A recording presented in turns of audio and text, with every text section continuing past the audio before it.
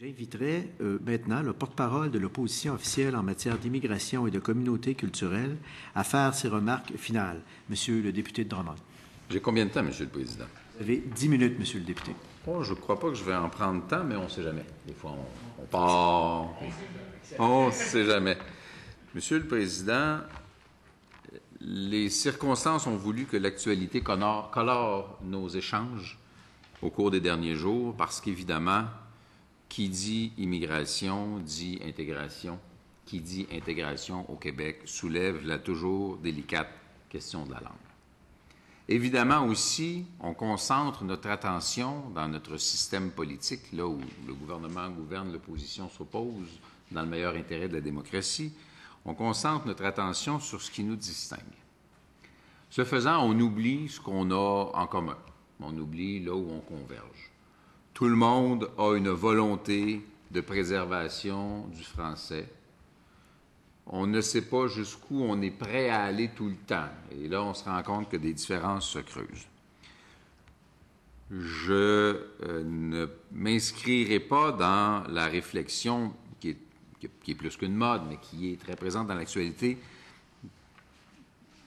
de la non-partisanerie dans la mesure où je pense qu'il faut que les idées s'opposent parfois. Et je pense qu'on doit assumer pleinement nos différences au niveau des idées en matière d'immigration, en matière d'intégration, en matière de langue, en matière de souveraineté, en matière de bien des choses. Et tous ces éléments-là font partie du décor de notre débat ici. Je nous appelle cependant, parce que ça s'est produit dans les derniers jours, à ne pas déformer les propos des autres. J'ai dû corriger. On n'enrichit pas le débat si, sous prétexte de faire un gain, de marquer un point, on transforme l'intention de la personne qui s'est exprimée. Surtout si, à sa face même, on doit croire qu'elle s'est exprimée de bonne foi. Et aussi, ce n'est pas parce que ça peut heurter des gens, parfois, qu'on ne doit pas prendre la responsabilité de nos opinions.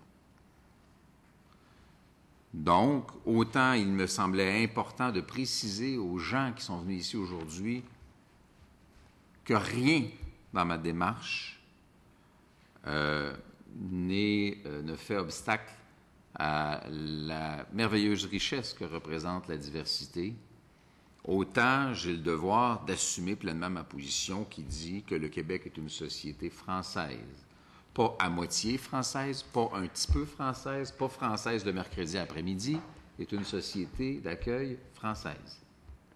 Montréal est supposée être une ville française. Je ne suis pas capable de dire Montréal est une ville française parce que je pense que ce n'est plus vrai. Elle est supposée, dans notre volonté collective que personne ne conteste, elle est supposée être une ville française, elle est une ville à moitié française. Elle est une ville un petit peu moins française. Et les chiffres sur lesquels on s'est penché datent déjà de 5 ans. Elle est peut-être encore un petit peu plus moins française. Il y a des enjeux importants. Ça nous appelle à faire des constats qui nous amèneront sur des voies idéologiques différentes.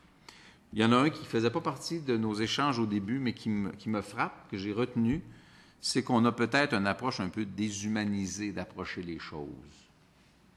Lorsque des gens nous racontent, et ils étaient trop peu nombreux à le faire, le quotidien de l'immigrant au Québec, on a un portrait qui n'a rien à voir avec la colonne de chiffres, avec la demande d'un employeur qui est passé par Emploi Québec. C'est la réalité de quelqu'un qui est parti d'un pays, puis disons-le franchement, qui dans certains cas a fui un pays, qui a dit « je vais aller là, je pense que je vais être bien ».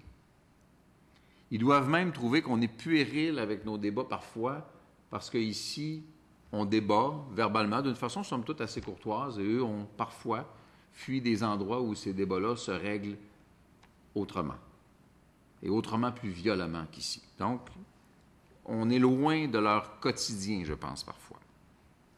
Deuxième constat, les médias nous ont amenés là. Puis on essaie, en tout cas pour ma part, j'essaie de l'éviter, puis je suis convaincu que tout le monde pourrait vouloir éviter cet écueil. On est dans le quantitatif. Combien? Comment ça va coûter?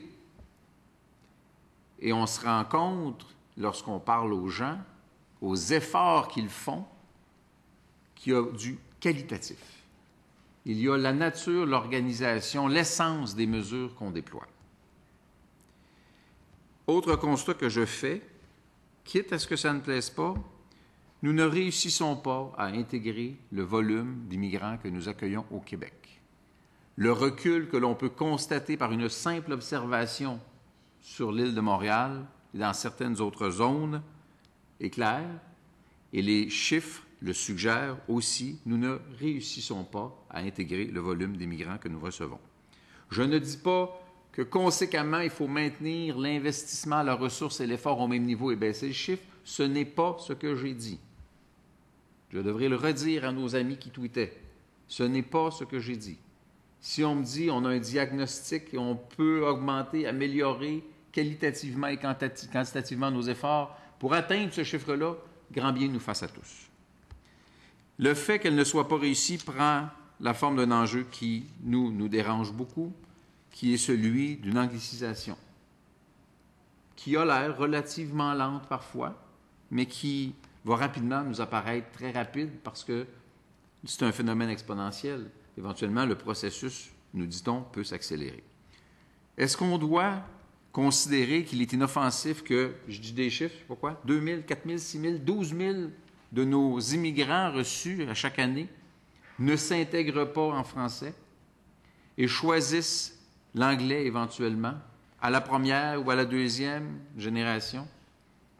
Est-ce qu'on doit accepter ça? Est-ce que les Québécois veulent de nous qu'on accepte ça? Moi, je pose la question. Alors, je réitère que l'immigration a de grandes vertus. Vertu économique, je le reconnais clairement. Dans ma région, c'est un enjeu considérable. Vertu démographique, parce qu'effectivement, les incitatifs à notre propre exercice de procréation ne semblent pas suffisants. Ça peut être culturel, ça peut être économique. Grande, énorme, formidable vertu culturelle. Quand on tient compte du fait qu'à chaque fois qu'on sort de la maison, c'est pour voir autre chose que ce qu'on a dans notre quotidien. Imaginons la richesse que l'immigration peut nous amener culturellement. Et évidemment, il y a des vertus humanitaires, la responsabilité que nous avons à l'endroit de peuples qui ne sont pas aussi fortunés à tous égards que nous. Je suis extrêmement hostile à toute manifestation de xénophobie, de racisme, de perpétuation de préjugés. Et je suis extrêmement heurté par le fait que des gens, soit que ça a fait leur affaire ou soit que ça n'a pas fait leur affaire, mais qui pourraient associer la réserve que nous avons quant au nombre à une réaction hostile face aux immigrants. C'est une erreur de perception grave, entretenue dans certains cas, qui ne rend pas justice aux nuances que nous essayons d'apporter dans le débat. Et si ces gens-là souhaitent nous faire mal avec ça, je veux dire, ça marche. Que quelqu'un, surtout un immigrant, pense que moi, je puisse avoir le microbe de la xénophobie en moi, ça me blesse, parce que je suis l'antithèse de ça. Et c'est en mon âme et conscience que je dis qu'on ne rend pas service aux immigrants si on ne leur donne pas les outils fondamentaux pour s'intégrer parmi nous. Et le premier des outils fondamentaux, c'est la capacité de communiquer avec sa société d'accueil. Et c'est la langue française, et notre constat est bien près de l'échec.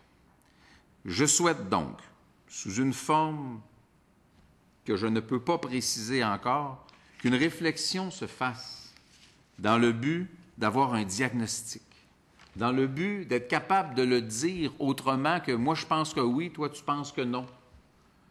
Qu'on le fasse à partir d'échantillons, qu'on le fasse à partir des données existantes, mais plus récentes, parce qu'on ne peut pas toujours fonctionner sur des données qui datent de 5 ans, qu'on se fasse un diagnostic sur qui vient, de où s'intègre-t-il, pourquoi oui, pourquoi non, ça a coûté combien. Qu'on fasse ce portrait-là.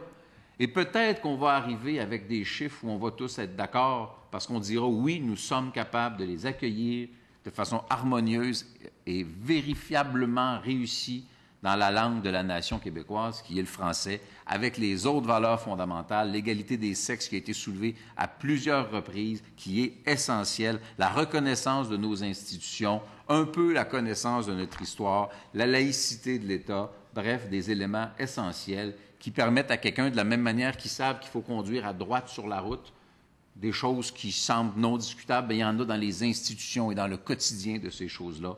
Et je pense qu'il faut absolument être inquiet, alarmiste, non, inquiet et responsable tant à l'endroit de notre propre nation qu'à l'endroit des gens qu'on invite à en faire partie dans l'avenir.